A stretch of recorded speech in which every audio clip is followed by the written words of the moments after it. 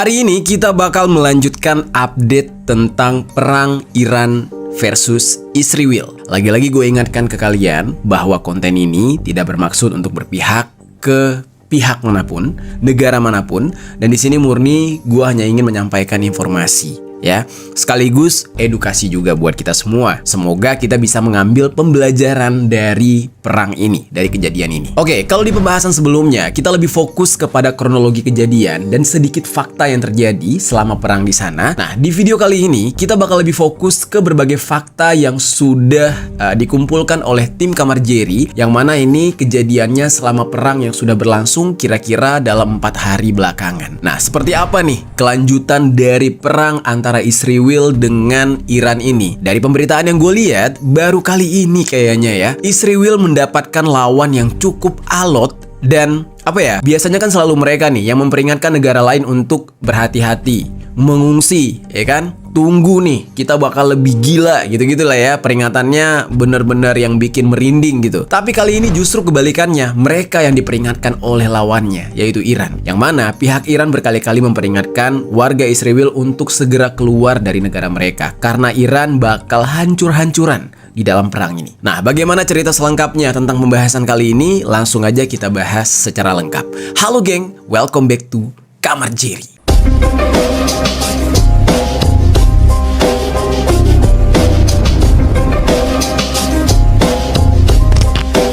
Geng. Oke, untuk pembahasan pertama, kita awali dengan pembahasan ketika Israel menargetkan gedung stasiun TV di Iran.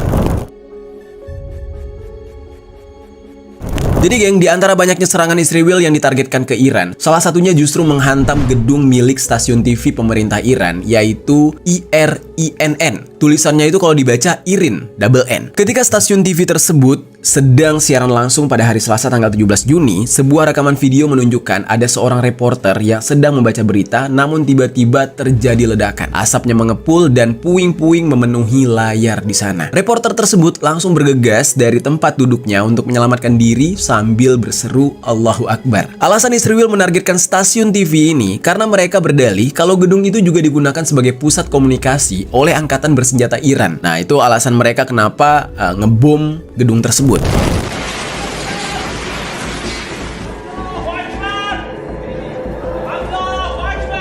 Dan organisasi penyiaran Republik Islam Iran atau yang disingkat dengan IRIB itu mengatakan salah satu pekerja mereka itu meninggal dunia di dalam serangan Israel tersebut. Atas serangan tersebut, Iran mengutuk keras serangan Israel terhadap gedung televisi negara milik mereka. Mereka mengatakan ini adalah kejahatan perang karena pers itu kan nggak boleh dijadikan sebagai target. Nah, tapi yang namanya Israel ya, mereka itu punya segala alasan, berbagai alasan. Kayak mereka nyerang rumah sakit, bilangnya itu markasnya Mamas.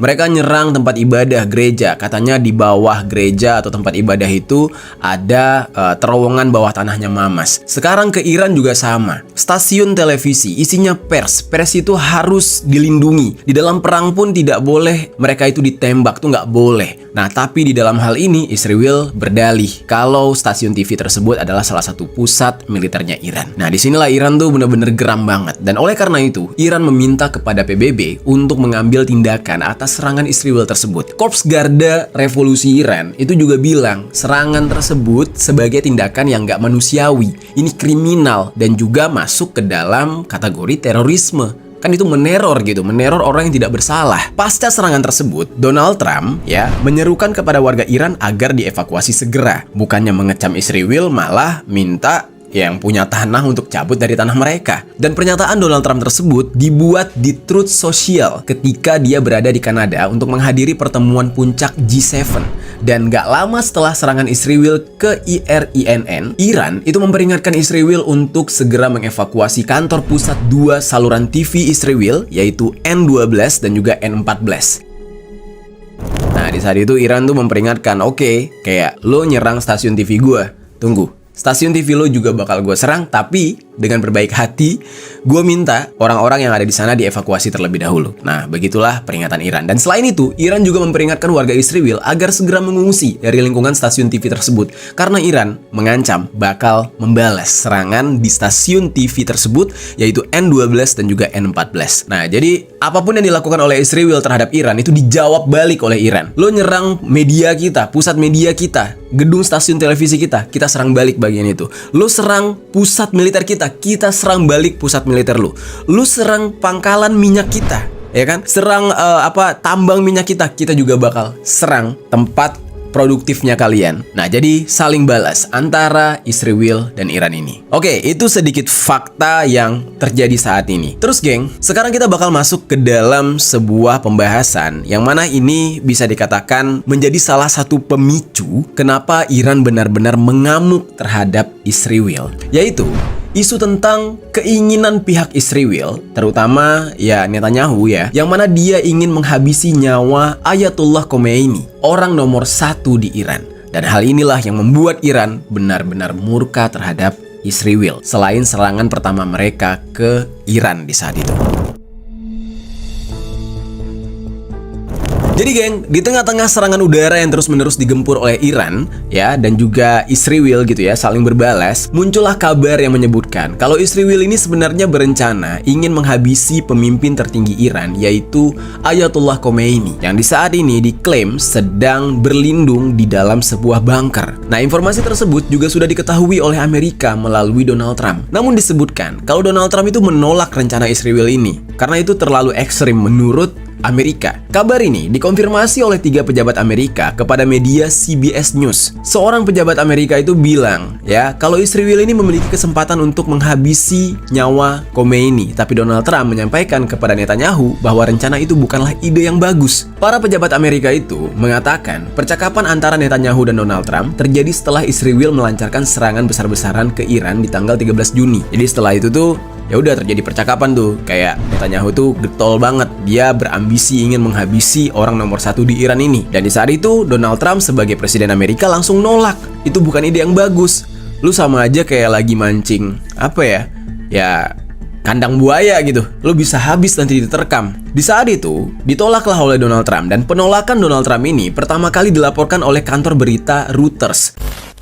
Oke geng, kita jeda sedikit dulu ya tentang pembahasannya, karena di sini gue mau ngasih kalian sebuah informasi. Informasi ini teruntuk kalian yang pengen belajar menjadi seorang trader. Ingat ya, untuk kalian yang mau belajar menjadi seorang trader. Nah, soalnya kan kondisi ekonomi sekarang ya kita paham banget ya, harga terus naik tapi penghasilan juga ya segitu-gitu aja. Nah, salah satu pilihan yang mungkin bisa kalian coba untuk menjadi seorang trader. Soalnya ini cukup works di orang-orang yang ingin menjadi trader. Dan kenapa mereka milih untuk jadi trader? Ya karena bisa dilakukan dengan sangat fleksibel. Bisa sambil nyantai di kafe atau rebahan di rumah. Pokoknya ya fleksibel banget. Gue ngerti banget ya, di antara kalian pasti masih banyak yang mendengar kata trader itu langsung kepikiran dengan hal-hal yang ya terjadi di zaman dulu. Kita semua pernah mendengar cerita soal kasus yang melibatkan inisial DS dan juga IK. Makanya wajar banget banyak yang khawatir dan takut kalau dengar kata trader ini. Ya padahal profesi sebagai seorang trader itu ya banyak yang resmi. Di Indonesia juga banyak yang resminya. Sementara apa yang dilakukan oleh DS dan IK, mereka murni melakukan penipuan dengan berkedok trader, yang mana mereka justru mempromosikan aplikasi binary option. Biar kalian gak merasa tertipu, kalian harus pilih platform yang terpercaya dan handal. Gua udah pernah menyampaikan sebelumnya soal Finex, yang mana ini memang sudah sangat recommended buat kalian-kalian yang mau belajar menjadi seorang trader. Dan banyak yang sudah mengakui kalau broker yang satu ini sangatlah profesional. Nah, Finex itu jauh beda dengan binary option yang kontroversial itu, geng. Mereka sudah lebih dari 12 tahun beroperasi dan berlisensi resmi dari Bapeti, JFX, dan lain-lain. Nah, ini bukan platform asal-asalan, ini nyata dan memang terpercaya. Nah, yang membuat ini semakin keren dari Finex ya, mereka punya fitur Power by Strategy. Power by Strategy ini adalah marathon trade 5 hari dari Phoenix yang dibuat untuk kalian. Mau itu yang masih newbie atau bahkan yang sudah pro. Nah, dengan Power by Strategy dari Phoenix ini, kalian bisa belajar berbagai alat seperti bantuan AI, sinyal trade, dan juga notifikasi harga, serta edukasi dari orang yang sudah ahli di bidangnya. Jadi Phoenix ini benar-benar memperdulikan para tradernya dengan Power by Strategy ini. Keuntungan dari Power by Strategy ini bisa kalian dapatkan kalau kalian deposit sebesar $50.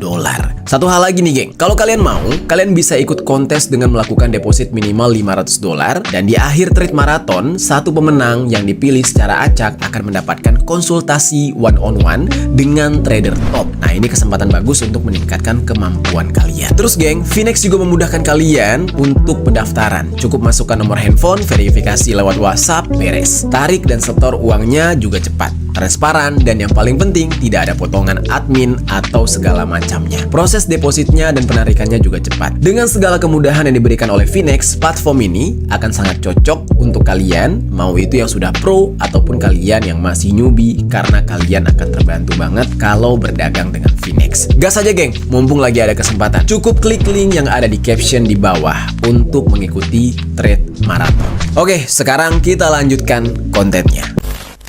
Netanyahu di saat itu diminta untuk mengkonfirmasi isu ini ketika wawancara dengan media Fox News. Tapi di dalam wawancara tersebut, Netanyahu justru memberikan jawaban yang gantung, ngambang. Dia tidak membantah juga tentang rencana dia ingin menghabisi Ayatollah Khamenei ini. Jadilah di saat itu orang bertanya-tanya, ini sebenarnya bener nggak sih niat dia ke sana? Tapi dia juga nggak membantah, tapi tidak mengiyakan juga. Berarti besar kemungkinan ya memang dia berencana untuk melakukan hal itu kayaknya. Dan di dalam wawancara tersebut, Netanyahu itu menanggapi dengan mengatakan ada begitu banyak laporan palsu mengenai percakapan yang tidak pernah terjadi dan dia nggak akan membahas hal itu, kata dia. Nah, namun dia bisa memberitahukan kalau dia pikir dia melakukan apa yang perlu untuk dilakukan. Jadi menurut dia tuh ya kayak ya saya akan melakukan sesuai dengan porsinya, kayak gitulah. Kurang lebih jawabannya dia. Dan Netanyahu berpikir kalau Amerika tahu apa yang baik untuk Amerika dan dia tidak akan membahasnya. Dan ketika ditanyakan mengenai tujuan menggempur Iran, kenapa dia pengen banget menggempur Iran, Netanyahu mengklaim tujuan utamanya hanyalah untuk menghancurkan kemampuan nuklir milik Iran. Lagi-lagi hal yang diulang itu-itu aja ya. Dia tetap bersikukuh bahwa Iran punya nuklir. Namun ya sepertinya bukan itu aja geng, karena tujuan jangka panjang Israel ini adalah untuk menjatuhkan rezim yang saat ini sedang berkuasa di Iran. Ya, ingin menggulingkan kekuasaan di negara orang gitu.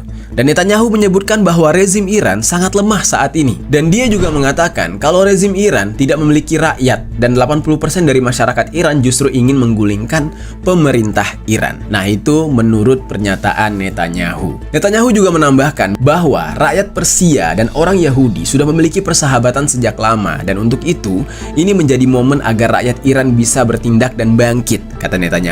Dan gak cuma itu geng, Netanyahu juga mengklaim bahwa serangan yang dilakukan oleh Israel itu membuka jalan bagi rakyat Iran untuk bisa mencapai kebebasan dari rezim yang jahat dan opresif. Wah, aneh banget ya.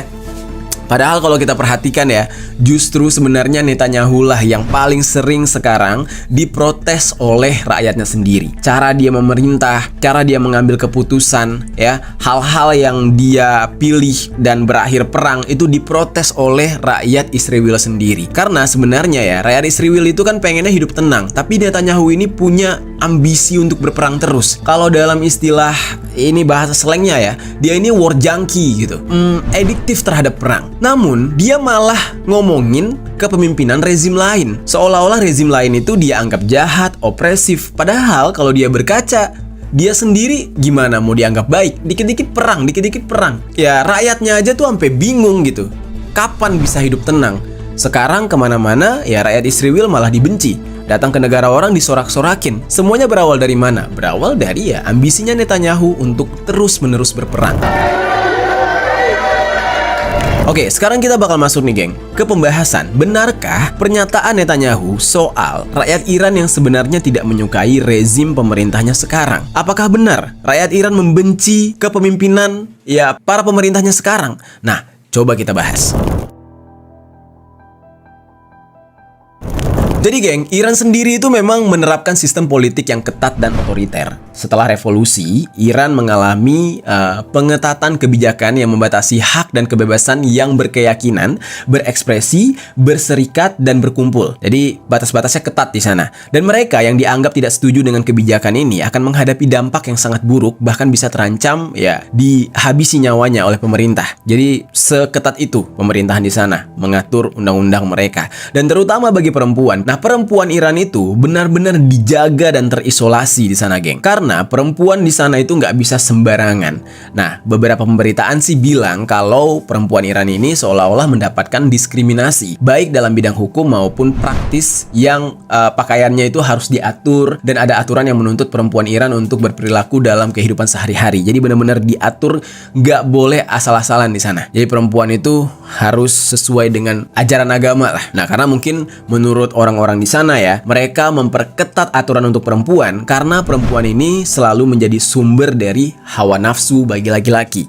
Jadi cara mengontrol hal itu ya dibuatlah aturan yang begitu ketat bagi para perempuan Iran. Pernah ada satu kasus nih geng, di mana seorang perempuan Kurdi yang bernama Jina Mahsa Amini yang meninggal dunia setelah ditangkap karena tidak menggunakan penutup kepala yang benar, nggak pakai hijab yang benar. Dan selain itu, kelompok etnis dan agama minoritas di Iran jadi sasaran dan menghadapi diskriminasi juga. Nah, padahal revolusi di Iran menjanjikan adanya kebebasan dan mengakhiri rezim Shah Pahlavi yang otoriter dan diktator, tapi ternyata bentuk rezim yang sama akhirnya dibuat kembali di Iran. Kebebasan pers di Iran juga ya agak ketat, geng. Jadi nggak sebebas pemberitaan kayak di negara kita. Dan sejak bulan April tahun 2000, Ayatullah Khomeini mulai menindak media-media reformis. Apalagi kalau ada surat-surat kabar yang liberal yang dinilai melayani kepentingan musuh seperti Amerika dan Israel dengan menyebarkan narasi anti-Iran. Nah, jadi mereka benar-benar ngatur banget di negara mereka. Nggak boleh ada campur tangan negara asing. Banyak surat kabar dan surat mingguan yang ditutup, sementara awak medianya itu dipenjara atau dihukum. Nah, pemerintah Iran juga memperkuat kontrol terhadap media-media di dalam negeri mereka, baik lokal maupun nasional. Nah, tapi dikatakan sejak Hassan Rouhani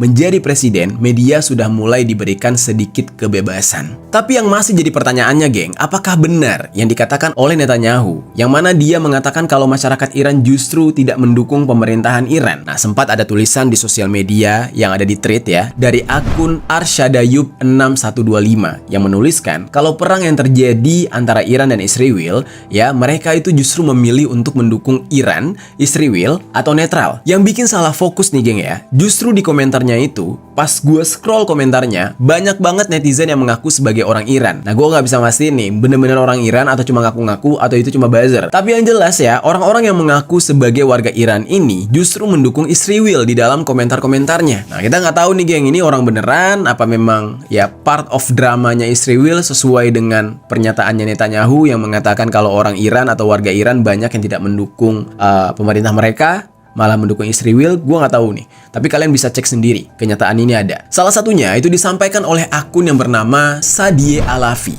yang mana dia menulis sebagai orang Iran, dia mendukung Israel. Dia juga mengatakan kalau mereka hidup di bawah rezim tirani Iran yang jahat dan orang Iran menginginkan agar rezim itu runtuh. Israel menyingkirkan kejahatan militer tingkat atas milik Iran. Israel tidak mengincar warga sipil. Yang mereka incar adalah komandan dari tirani Iran yang jahat, katanya. Mereka semua mendukung Israel untuk menyelamatkan Iran. Dan komentar itu ya jelas membuat kita tercengang gitu kan. Kok ada ya, kok bisa? Ternyata warga negara Iran sendiri mendukung Israel. Komentar serupa juga dituliskan oleh netizen lain yang mengaku sebagai orang Iran. Semuanya berpendapat yang sama. Mereka bilang rezim Iran sudah mengekang mereka dengan memaksa masyarakat untuk menuruti segala kebijakan milik pemerintah seperti menerapkan budaya Islam, memaksakan unsur agama di dalam setiap kehidupan, sampai mengeksekusi orang-orang yang tidak bersalah demi kepentingan pemerintah. Nah, itu lagi-lagi menurut pengakuan di komentar itu ya. Dan rakyat Iran dikatakan juga sudah berupaya untuk melawan rezim yang selama ini memerintah Iran. Namun, mereka nggak berhasil. Nah, oleh karena itu, mereka semua memandang dengan serangan Israel ke Iran ini sebagai sebuah keajaiban bagi mereka karena akhirnya pihak yang selama ini menindas mereka, yang mana itu adalah pemerintah mereka sendiri, diserang oleh Israel. Nah, tapi tunggu dulu, jangan senang dulu. Masalahnya, Israel nyerang Iran bukan berarti Iran diam-diam aja. Bukan berarti Iran nggak punya power, nggak punya kekuatan seperti yang terjadi di Palestina. Justru di sini pemerintah Irannya gokil parah gitu. Dan akibat dari komentar-komentar tersebut menjadi sebuah anomali, geng. Yang mana orang Iran ya seolah-olah ya terlihat justru mendukung Israel, bukan negara mereka sendiri yang jelas-jelas mereka bisa aja jadi korban di dalam serangan tersebut. Meskipun Israel mengatakan kalau mereka mengincar ya titik-titik di militer Iran. Ya tapi kan warga sipil buktinya banyak banget yang meninggal dunia di dalam serangan Israel terhadap Iran ini. Makanya agak mencurigakan kalau ada orang Iran yang justru mendukung Israel, karena ya kalau dia mendukung Israel dan dia mengaku sebagai orang Iran, bisa-bisa aja nih suatu hari dia yang jadi korban dalam serangan Israel gitu kan. Terus apa yang bikin dia senang? Nah, jadi gimana tuh, geng, menurut kalian? Kalau kalian nih berada di posisi sebagai warga negara Iran, kalian akan dukung siapa? Dukung pemerintah kalian atau justru dukung Israel? Kalau memang kalian dukung Israel, kalau sewaktu-waktu Israel menembakkan rudal mereka tiba-tiba kena ke rumah kalian nih, yang padahal kalian mendukung Israel, gimana tuh perasaan kalian? Coba deh tinggalkan komentar di bawah. Dan dari sini, geng, kita bisa melihat ya, kalau masyarakat Iran sendiri terpecah menjadi dua kubu, ya. Mereka ada yang mendukung pemerintah Iran, ada yang tidak. Dan mereka yang tidak mendukung pemerintah Iran justru getol mendukung lawannya, yaitu Israel. Tapi ketidakberpihakan mereka terhadap pemerintah Iran tidak cuma disuarakan oleh masyarakat Iran aja, geng. Bahkan mantan putra mahkota Iran pun juga menyerukan untuk pergantian rezim Iran yang sekarang dipimpin oleh Ayatollah Khomeini. Nah, kok bisa nih? Ya kan, mantan putra mahkota Iran sampai angkat bicara juga. Sekarang kita bakal masuk nih ke dalam penjelasan mengenai mantan putra mahkota Iran yang menginginkan penggulingan rezim Ayatollah Khomeini ini. Jadi, geng, mantan putra mahkota Iran itu bernama Reza Pahlavi. Dia ini adalah pewaris tahta dari monarki yang pro terhadap Barat, yang di saat ini tahtanya sudah tumbang akibat revolusi Iran pada tahun 1979. Nah, mungkin nih adalah barisan sakit hati lah gitu ya. Dan sejak saat itu dia ini hidup di dalam pengasingan di dekat Washington DC, Amerika Serikat. Nah, selama lebih dari 45 tahun, dia itu nggak pernah balik lagi ke Iran, ke tanah airnya. Dia meninggalkan Iran ketika berusia 17 tahun untuk bersekolah militer di Amerika Serikat. Beberapa saat sebelum ayahnya, Shah Muhammad Reza Pahlavi itu turun tahta pada tanggal 16 Januari tahun 1979 akibat sakit kanker. Turunnya Shah ini menjadi celah bagi Ayatollah Khomeini untuk mendirikan republik di Iran yang berkonsep seperti sekarang. Apa yang kalian lihat sekarang itu semuanya hasil revolusi dari Ayatollah Khomeini. Kayaknya gue udah pernah membahas ini ya di salah satu konten gue. Kalau kalian pengen dengar, silahkan cek konten gue yang ini. Nah, jadi, geng, walaupun berasal dari dinasti monarki, Pahlavi ini menyebutkan dirinya tidak akan melakukan upaya untuk membuat kerajaan seperti dulu lagi. Dia lebih memilih untuk mendukung gerakan demokrasi yang bersifat sekuler di Iran dibandingkan dengan menerapkan hukum Islam seperti sekarang, katanya. Di bawah kekuasaan ayahnya, Iran itu pernah menjadi sekutu Israel, geng, karena memang ayahnya yang lebih condong kepada Barat. Nah, jadi makanya nih anaknya getol banget kayak, ganti tuh Ayatollah Khomeini. Gak bagus tuh gitu. Ya karena ayahnya dulu yang memimpin Iran dan ayahnya ya antek-anteknya lah, maksudnya ngebela Barat lah, ngebela Israel juga. Dan di saat ini, Reza Pahlavi ini juga dikenal memiliki hubungan baik dengan negara tersebut, dengan negara Israel. Dan dia bahkan sempat melakukan kunjungan ke Israel 2 tahun yang lalu. Dan semenjak dia berada di pengasingan, Reza Pahlavi ini konsisten, geng, untuk menyerukan perubahan. Dia memperjuangkan demokrasi sekuler di Iran, dan Reza Pahlavi ini membandingkan Iran dengan Dubai, yang mana Dubai 40 tahun yang lalu dan sekarang sudah jauh berbeda karena menerapkan demokrasi sekuler. Iran seharusnya bisa menjadi seperti Jepang, katanya, bukan justru menyerupai Korea Utara, menurut Reza Pahlavi. Dan Reza Pahlavi itu berpendapat kalau pemerintah seharusnya memikirkan rakyat Iran, bukan terus menghambur-hamburkan uang yang justru dipergunakan untuk biaya proksi militer mereka. Ya tapi balik lagi ya, geng, komentar nih orang kayaknya nggak bisa 100% kita iakan. Buktinya nih, kita lihat sekarang ketika Iran diserang oleh Israel, apakah Iran goyang? Enggak. Apakah Iran gemeter? Enggak. Inilah hasil dari apa yang mereka terapkan selama bertahun-tahun, memperkuat militer mereka. Ketika ada negara yang menyerang negara mereka, mereka sudah siap untuk membalas balik. Lalu perkataan dari anak pemimpin monarki yang sudah runtuh ini, apakah bisa kita iakan? Kalau gue secara pribadi tentu enggak.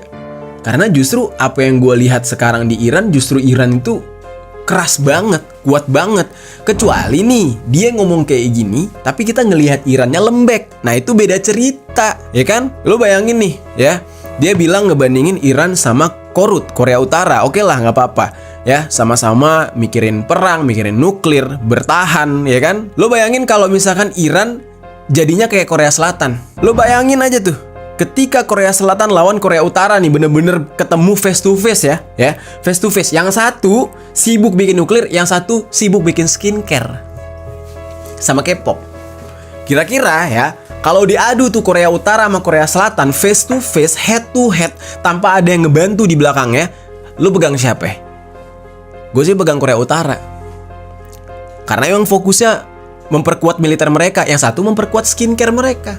Beda. Nah, itulah yang terjadi dengan Iran saat ini. Mereka fokus ya memperkuat militer mereka. Kalau mereka dibandingkan seperti Korut, ya syukur alhamdulillah sekarang terbukti ketika mereka diserang oleh Israel, mereka bisa bertahan sekuat Korut, bahkan mungkin lebih kuat dari Korut. Kita nggak tahu ya kan kekuatan Korut itu semana, karena kita belum pernah ngeliat nih Korut benar-benar ngeluncurin rudal-rudalnya. Tapi hari ini kita bisa ngeliat Iran meluncurkan rudal-rudalnya. Semua kebanggaan Israel yang selama ini soal Iron Dome lah, yang mereka punya cangkang yang nggak bisa ditembus lah, Mamas nggak bisa menyerang mereka, hari ini dibantah semua, terpatahkan oleh rudal-rudal Iran yang memporak-porandakan negara mereka. Nah, jadi geng, ya kita balik lagi nih ke si Reza Pahlavi ini. Dia mengatakan dengan konflik yang sedang berkecamuk antara Iran dan Israel, Reza Pahlavi ini menyerukan pergantian rezim yang dipimpin oleh Ayatullah Khomeini di Iran dengan mengklaim warga Iran yang menentang pemerintahan negara tersebut sudah dihidupkan kembali oleh serangan yang dilakukan oleh Israel yang sudah menewaskan para pemimpin militer senior Iran. Bagi Reza Pahlavi, solusi utama untuk kebaikan Iran adalah dengan pergantian rezim, dan saat ini menjadi kesempatan bagi warga Iran karena rezim Ayatullah Khomeini berada pada titik lemahnya, kata dia. Nah, dia juga minta nih negara-negara besar agar tidak tinggal diam dan menerapkan langkah-langkah kepada Iran yang gak cuma menjatuhkan sanksi, tapi juga mengambil langkah berikutnya untuk memberikan rakyat Iran rasa dukungan atas perjuangan mereka demi mendapatkan demokrasi dan kebebasan, kata dia. Terus ada yang menarik lagi nih geng. Ternyata rudal milik Iran ada ayat Al-Quran yang dituliskan di sana. Apa arti dari ayat tersebut? Ya, kita langsung ke dalam pembahasannya.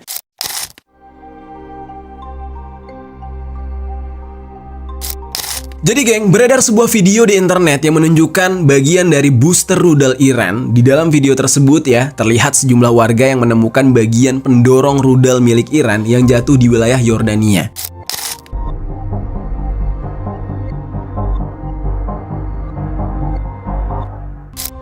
Rudal itu sebelumnya ditembakkan ke Israel oleh Iran sebagai dari aksi balasan mereka. Dan di dalam video tersebut terlihat tulisan Arab di bagian luar rudal. Ternyata itu bukan tulisan Arab biasa, ya. Bukan karena mereka memakai bahasa Arab terus di sana ada tulisan Arab, enggak gitu. Melainkan itu adalah potongan ayat suci Al-Quran yang tepatnya diambil dari surat Al-Anfal ayat 17. Yang terjemahannya adalah, maka sebenarnya bukan kamu yang mengeksekusi mereka, melainkan Allah yang mengeksekusi mereka, dan bukan engkau yang melempar ketika engkau melempar, melainkan Allah yang melempar. Ini maknanya deep banget. Jadi ibaratnya gini, ketika Iran melancarkan serangan balasan dan mengenai para musuh mereka, dan para musuh mereka tewas, sebenarnya itu bukan Iran yang hebat, tapi Iran menganggap itu adalah Allah Subhanahu wa Ta'ala yang punya takdir. Wah, gila ya, artinya gokil banget. Nah, lagi pula ya, apa yang dilakukan oleh Iran ini adalah sebagai balasan kepada Israel. Mereka nggak akan melakukan itu kalau Israel nggak menyerang mereka duluan. Ya, ini semua kan karena ya Israel menduga Iran menjalankan rencana untuk mengembangkan senjata nuklir, yang mana itu juga udah dibantah oleh Iran berkali-kali. Nah, tapi ya memang kayaknya Netanyahu ini emang pengen banget gitu ngetes Iran, ngetes perang lawan Iran. Terus geng, ada fakta menarik lain nih geng. Selain Yordania, ternyata Suriah juga dikabarkan membantu Israel di dalam konflik. Nah, kemarin kan kita udah sempat bahas tuh kalau Yordania sempat menghalangi rudal milik Iran yang ditembakkan ke Israel, ya kan? Nah, ternyata Suriah juga sama. Sekarang kita bakal masuk ke dalam pembahasan tersebut mengenai Suriah yang dikabarkan membantu Israel.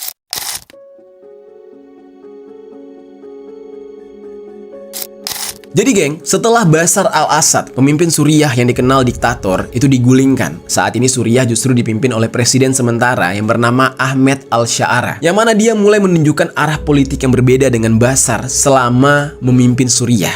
Hal ini termasuk ke dalam bagaimana sikap Suriah dalam menanggapi konflik yang ada di Timur Tengah. Jadi ada informasi yang diberikan oleh sumber yang dekat dengan pemerintah di Suriah, yang mana dikatakan kepada media Israel, yaitu Kan News. Mereka bilang Suriah tidak akan menentang aktivitas Israel yang bertujuan untuk mencegat rudal dan drone Iran yang melintas di wilayah udara Suriah. Nah, jadi ini kebalikannya dari Yordania. Jadi kalau Yordania itu kan tembakan rudal dari Iran menuju ke Israel, itu dihadang tuh oleh Yordania dengan pertahanan udara mereka. Nah, namun kalau Suriah justru tembakan dari Israel menuju ke Iran, mereka nggak menghalangi itu, mereka nggak mencegat itu, mereka membiarkan hal itu.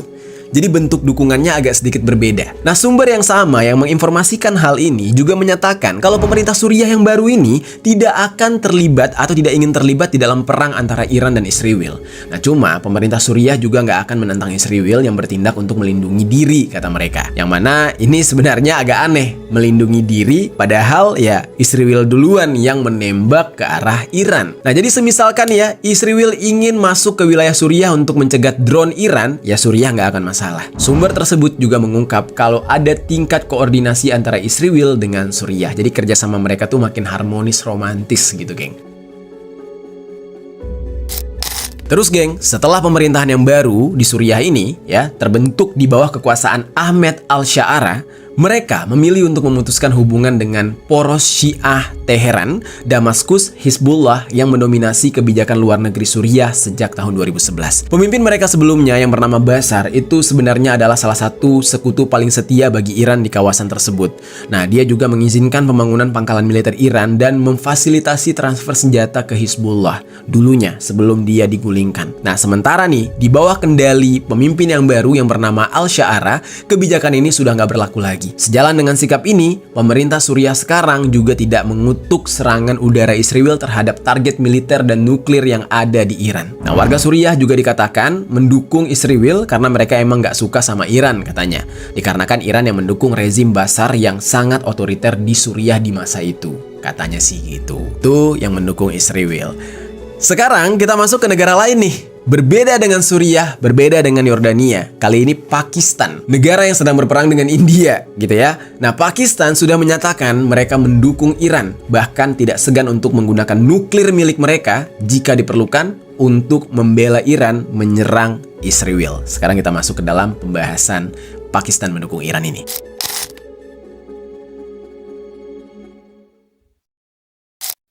Jadi geng, Pakistan berjanji ingin mendukung Iran dan menyerukan umat muslim untuk bersatu melawan Israel sebab Israel sudah menargetkan Iran, Yaman, dan Palestina. Nah, kalau negara-negara muslim tidak bersatu sekarang, maka mereka semua akan bernasib sama, kata Pakistan. Dan Menteri Pertahanan Pakistan yang bernama Khwaja Asif itu mendesak negara-negara Islam yang memiliki hubungan diplomatik dengan Israel untuk segera memutuskan hubungan mereka segera. Asif ini ya mendesak Organisasi Kerjasama Islam atau OKI itu bersidang untuk bisa membuat strategi bersama. Pakistan sendiri memiliki hubungan yang erat dengan Iran. Oleh karena itu, Pakistan akan mendukung Iran dalam masa sulit seperti sekarang. Terus geng, Wakil Perdana Menteri Pakistan yang bernama Ishaq Dar selaku sekaligus Menteri Luar Negeri juga dia ini menyebutkan serangan Israel terhadap Iran sebagai pelanggaran secara terang-terangan terhadap kedaulatan Iran. Dia juga berbicara dengan Syed Abbas Araghchi selaku Menteri Luar Negeri Iran melalui telepon. Dia bilang Pakistan akan mendukung kuat ya pemerintah serta rakyat Iran untuk mencapai perdamaian dan stabilitas di kawasan. Dan secara terpisah, Mayor Jenderal Mohsen Rezai selaku perwira senior Korps Garda Revolusi Iran yang juga anggota Dewan Keamanan Nasional Iran itu mengklaim bahwa Pakistan akan menjatuhkan bom nuklir ke Israel jika perang Iran berubah menjadi konflik nuklir. Semisal Israel menjatuhkan bom nuklir di Iran, maka Pakistanlah yang akan membombardir Israel dengan nuklir mereka. Rezai juga bilang Pakistan sudah bersumpah untuk mendukung Iran dan negara-negara muslim untuk melawan Israel setelah serangan terhadap Iran. Tapi geng, gak ada pejabat Pakistan yang membuat pernyataan seperti itu di publik. Jadi masih belum terkonfirmasi dengan jelas apakah ada potensi perang nuklir nantinya atau enggak. Tapi mendengar kabar tersebut tentunya memicu ketegangan baru, karena kalau sampai nuklir dikeluarkan, perang dunia 3 tidak akan bisa dihindari. Kita di Indonesia juga akan ikut terdampak. Kalau kalian nggak percaya nih, kalian boleh dengar pernyataan dari Pak Prabowo nih. Pak Prabowo sudah menyatakan kalau sampai perang nuklir, negara-negara yang memiliki nuklir akan terdampak pertama. Terus kita, negara non-blok yang nggak punya nuklir, akan terdampak perlahan-lahan. Nih, dengerin. Amerika siap mau menyerang Iran. Rusia mengatakan jangan menyerang Iran. Ini tidak main-main, benar-benar. Saya pelajari tiap malam, saya lihat, wah, this is very dangerous time. Very dangerous time. Kalau nyerang Iran, berhadapan dengan saya, Rusia. What does it mean? Masalah Iran nanti perang dunia ketiga. Dan kita sudah non-blok, kita sudah benar.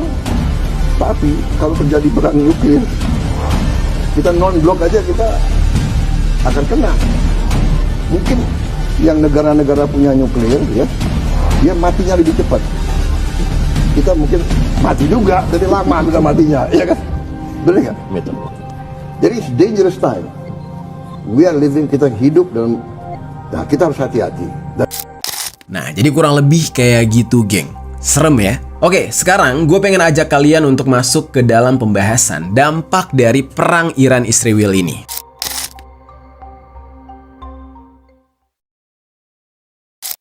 Jadi geng, setelah pecahnya perang antara Iran dan juga Israel, ya, ada beberapa dampak nih. Salah satunya adalah harga emas yang terus mengalami penguatan. Nah, buat kalian yang mau investasi ini, emas paling bagus kayaknya saat ini. Dan eskalasi ini memicu tawaran emas sehingga bisa memacu harga emas semakin tinggi. Pada perdagangan di tanggal 13 Juni, harga emas dunia naik jadi 1,42% di level 3.432,18 dolar Amerika per troy ounce. Nah, kenaikan ini menjadi penguatan harga emas selama 3 hari berturut-turut. Harga emas terus melonjak setelah investor beralih ke aset safe haven. Dan selain emas, panasnya perang ini juga mendorong melejitnya harga minyak mentah dunia. Nah, lonjakan harga minyak ini menjadi kabar baik bagi perusahaan minyak. Dan untuk pemerintah sendiri, kenaikan harga minyak bisa jadi pedang bermata dua. Di satu sisi, kenaikan harga minyak bakal mengangkat penerimaan negara dari sektor migas, tapi di sisi lain, lonjakan harga minyak juga bisa membebani subsidi BBM sehingga belanja negara jadi membengkak. Nah, harga minyak itu melonjak pada perdagangan di tanggal 13 Juni dan naik sebesar 7% karena memicu kekhawatiran investor kalau perang tersebut bisa mengganggu ekspor minyak di Timur Tengah. Wah, tunggu aja nih, geng. Naik lagi nih harga bensin. Nah, namun perusahaan penyulingan dan distribusi minyak nasional yang ada di Iran itu mengatakan fasilitas penyulingan dan penyimpanan minyak itu nggak rusak dan terus beroperasi. Tapi ditakutkan kalau Israel akan menargetkan fasilitas tersebut, makanya harga minyak jadi naik. Nah, terus ada kemungkinan kalau Iran bakal memblokir Selat Hormuz yang merupakan jalur penting perdagangan minyak dunia. Kalau Selat Hormuz diblokir, maka akan berpengaruh sampai 20% aliran minyak global dan penutupannya akan mendorong harga minyak melampaui 100 dolar Amerika. Nah, di dalam konflik ini, Iran meyakini kalau pasukan Amerika mendukung dan secara diam-diam menyetujui aksi Israel terhadap Iran. Yang mana Amerika sendiri membantah sebenarnya hal tersebut, ya tapi Iran nggak percaya. Dengan dugaan seperti ini, Iran bisa saja menyerang target Amerika yang ada di seluruh Timur Tengah. Nah, Amerika seperti membaca strategi ini dengan menarik sejumlah personil militernya di sana. Jadi mereka tuh udah was-was kayak, ayo udah deh, personil-personil Amerika atau tentara-tentara mereka yang ada di Timur Tengah dipulangkan dulu ke Amerika. Takutnya ditargetin sama Iran, karena Iran udah marah ke Amerika. Para analis militer itu menyatakan cuma Amerika yang punya pesawat pengebom dan bom penghancur bunker yang bisa menembus fasilitas nuklir terdalam milik Iran. Tapi Donald Trump sudah berjanji kalau dia nggak akan memulai perang di Timur Tengah. Ya, dari kemarin kita udah bahas nih kalau Donald Trump itu nggak mau mendukung Israel. Nah, di sisi lain, banyak orang yang mendukung Trump yang mensupport Israel dan mereka memandang kalau saat ini adalah waktu yang tepat untuk mengganti rezim di Iran.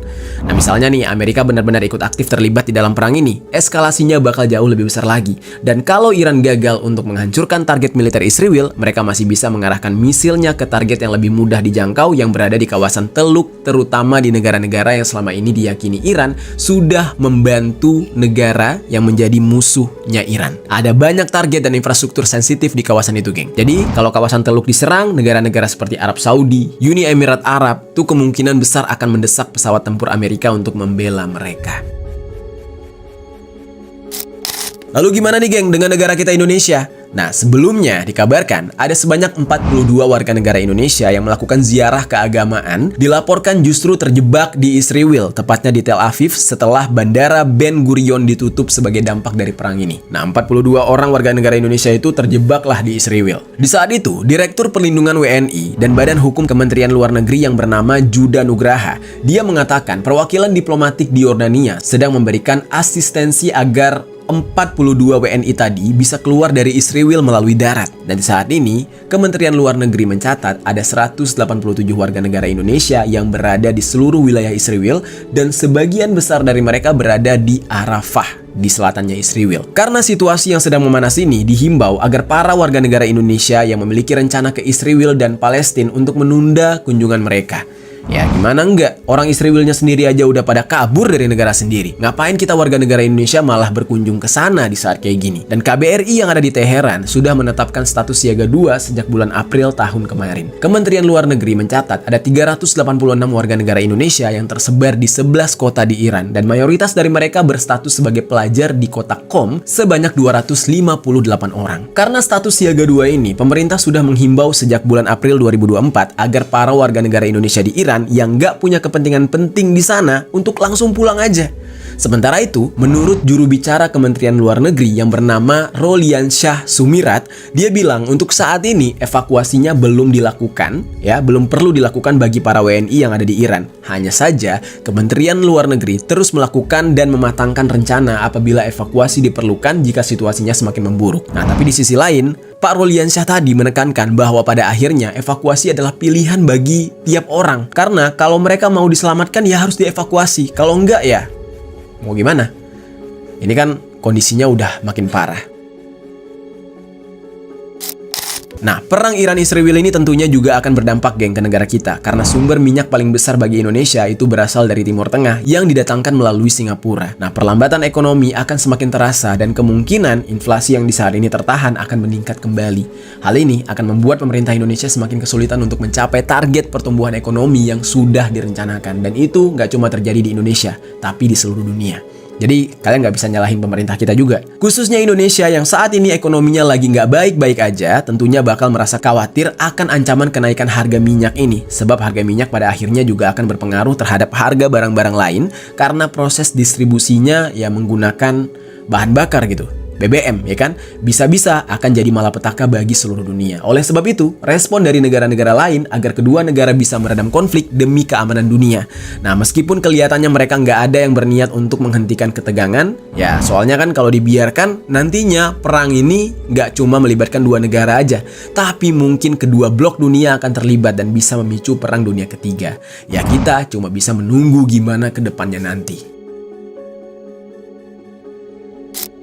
Oke, itu dia geng pembahasan kita mengenai pecahnya perang antara Iran dan Israel. Mungkin buat kalian yang nggak paham bagaimana dampaknya ya akan melihat hal ini sebagai hal yang seru. Tapi sebenarnya dampaknya mengerikan sekali geng. Oke, kita tunggu aja update selanjutnya. Nanti kita akan bahas lagi tentang perang Iran-Israel ini.